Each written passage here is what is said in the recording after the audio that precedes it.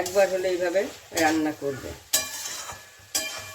দেখো, দেখেই বোঝা যাচ্ছে যে রান্নাটা কেমন হবে খেয়ে। অনেকভাবে তো বকুলি খাও, একবার এইভাবে খেয়ে দেখবে। দেখো ছাদ দিয়ে তেল ছেড়ে দিয়েছে।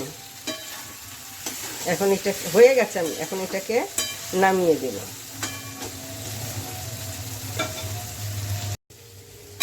এই যে আমি এখন নামিয়ে নিচ্ছি। একবার এইভাবে ডাল দিয়ে করে খেয়ে দেখবে।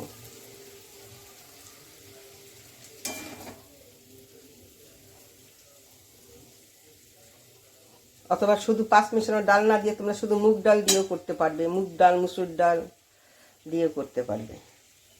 আমি ডাল সিদ্ধ করার সময় নুন দিয়েছিলাম, আর বকুলি একটু ভাপানোর সময় আমি নুন দিয়েছিলাম, ওই জন্য আমি আর নুন দেইনি। এখন দেখেছি নুনটা ঠিকই আছে, ওই জন্য দেইনি।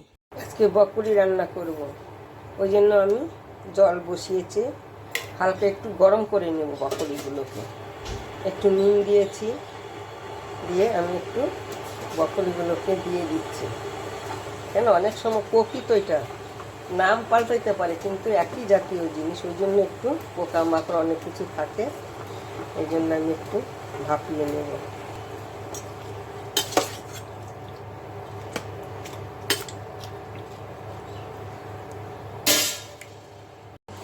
আমার এটা হয়ে গেছে, আর সিদ্ধ আমি করব না।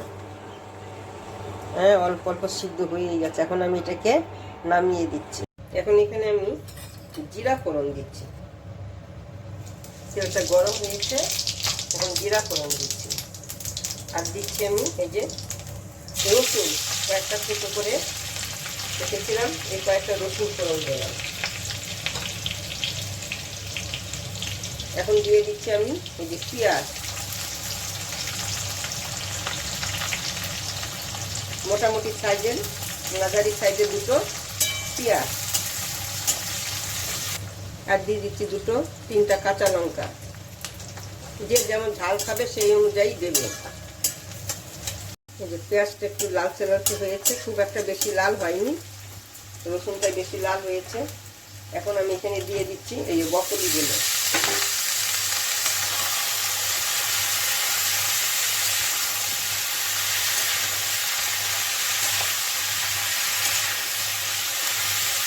এখন এখানে আমি অল্প দিয়ে দিচ্ছি জিরার গুঁড়ো, ধনের গুঁড়ো, আর অল্প দিচ্ছি আমি হলুদ, আর অল্প দেবো আমি এই যে কাশ্মীরি লঙ্কার গুঁড়ো। বেশি দেবো না, আমি অল্পই দেবো কাশ্মীরি লঙ্কার গুঁড়ো, কেন কালারটা খালি বেশি লাল হয়ে যাবে। আর এখন এর মধ্যে দিয়ে দিচ্ছি আমি এটা পাঁচ মিশানোর ডাল, হলুদ দিয়ে আমি ফুটিয়ে রেখেছিলাম, ওই ডালটা আমি দিয়ে দিলাম।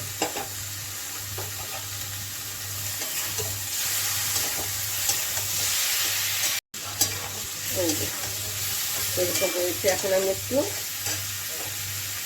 এর মধ্যে ডাল রেখেছিলাম, এটা একটু জল দিয়ে দিলাম।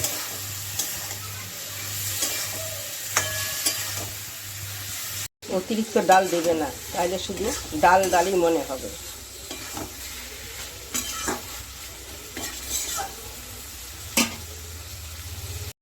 এখন এখানে আমি দিয়ে দিচ্ছি একটু বাটার।